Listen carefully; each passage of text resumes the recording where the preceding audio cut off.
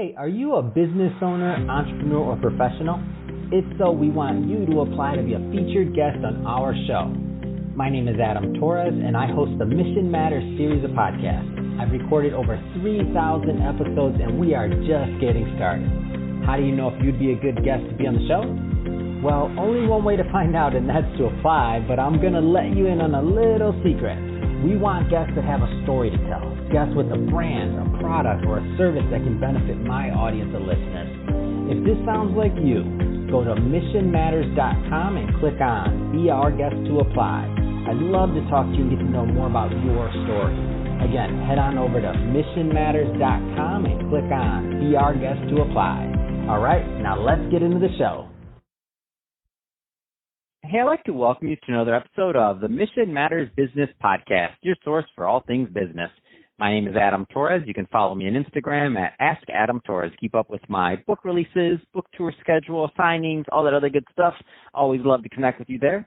And as always, if you'd like to apply to become a co-author of one of my upcoming books, just head on over to the website, missionmatters.com, and click on Become an Author to apply.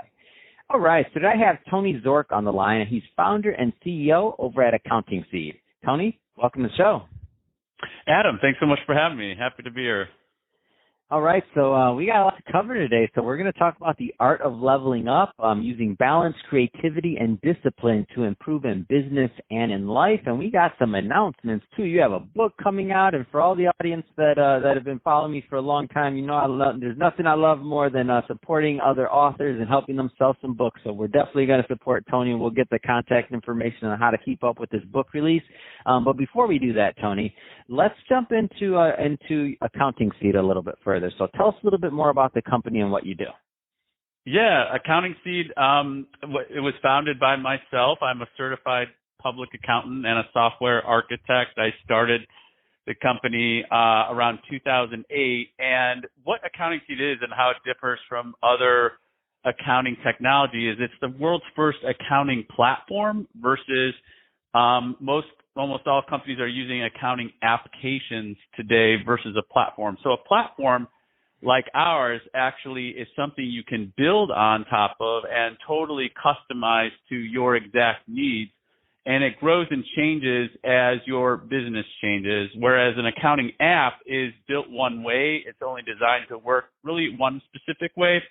So as soon as you implement it, you start outgrowing it pretty much the second you implement it, and it can't really change with you. So what's been pretty amazing about us, Adam, we're powered by Salesforce.com. So we've been able to take their technology and bring it really to the back office and have the same kind of things that Salesforce did for the front office in the back office. So that's what has been game changing about it.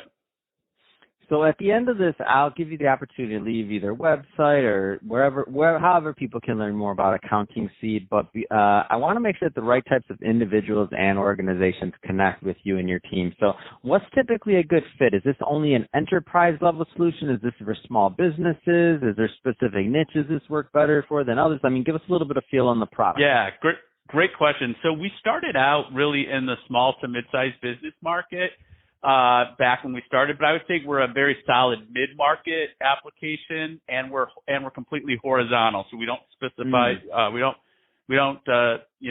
aren't specific to one industry. So where we're a good fit is someone who's outgrown a small business accounting solution. Typically, when you start out the entrepreneur's journey, when they start out, you don't need really strong accounting data when you have a small company where it's just mainly yourself and maybe, 5 to 8 people and maybe $1 million in revenue or so. Because if you're making money because you're in business, right? And accounting is pretty much engineered. There's some good products out there that help you, get your accounting out to your CPA to get your taxes filed and you're done, because you kind of know how you're doing just looking at your bank account and looking at your schedule. You know if you're busy or not. You're in your business, right?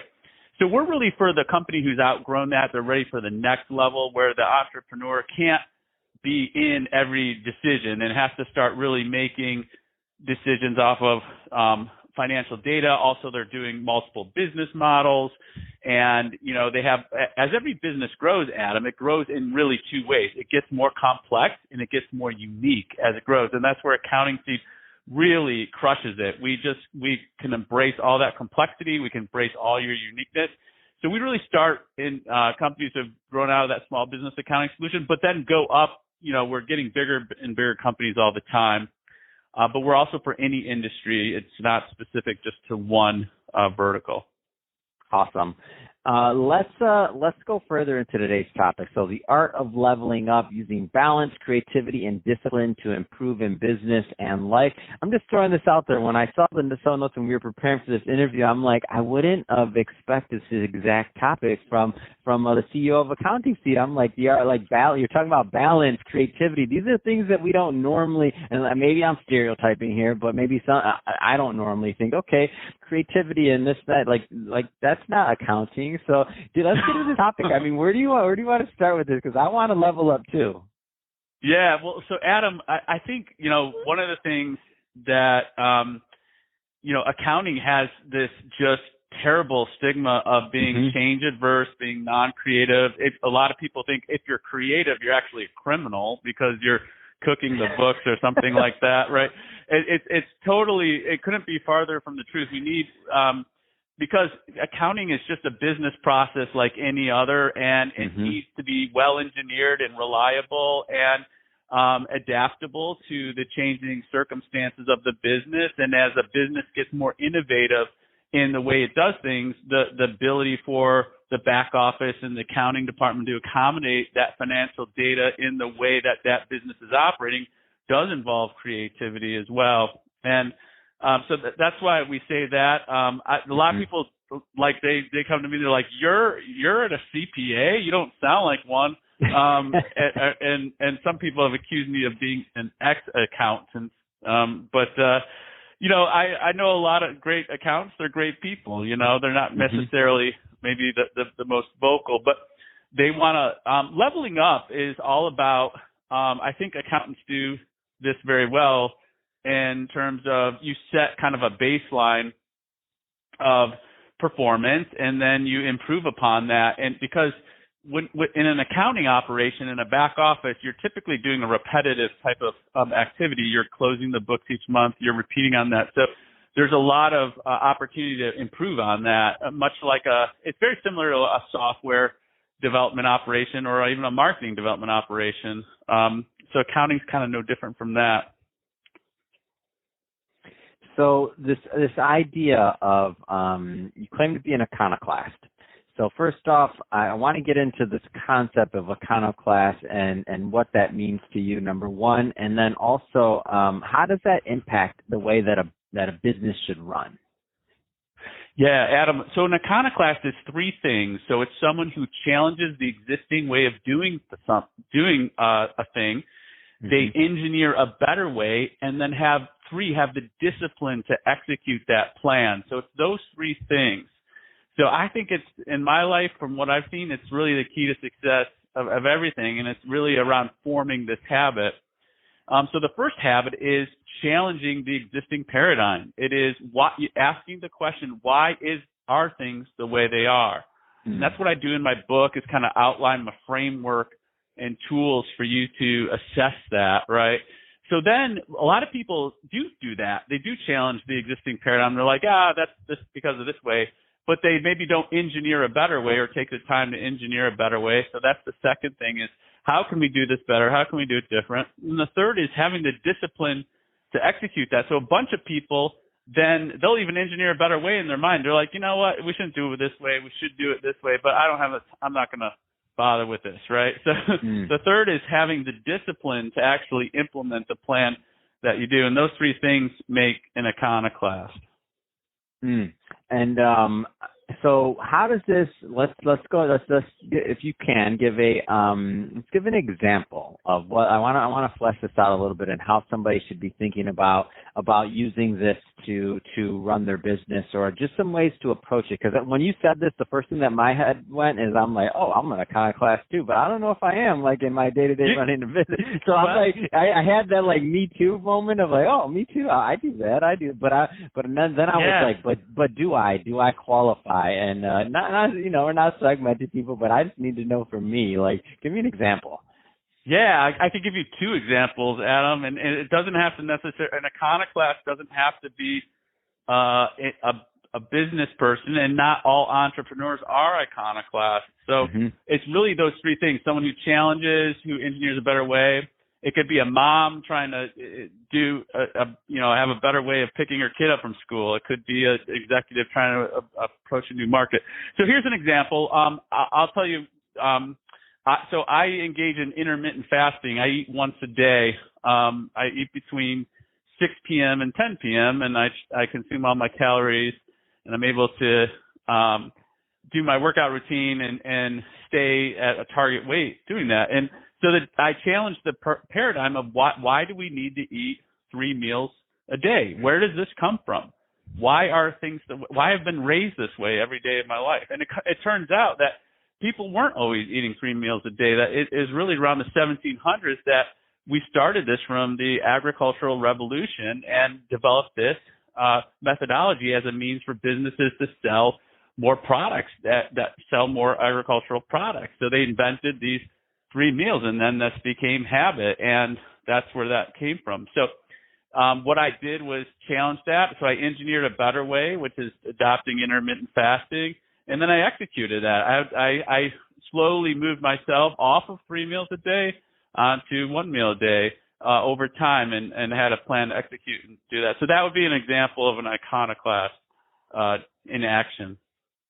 Oh, that's awesome. It could be in business, could be in anywhere. That's a great example. Thank you for that. So I want to go further into your book. So it's coming out in 2021. It's called Iconoclasm: A Survival Guide in the Post-Pandemic Economy. Can you tell us what you want readers to gain from this book? Because I think it's very timely. Yeah, it is very timely, Adam. There is never a better time in the history of the world, or the history of America, the world. You could argue at any point, but there's never been a better time to start getting. So what the book is about getting people into a habit of these things, getting them into a habit of challenging the existing way of doing things, engineering a better way, and executing that. So the first thing is even a framework. So Adam, the world revolves around what I call dynamics. So dynamics are things like beliefs, tools, resources, politics, environmental factors.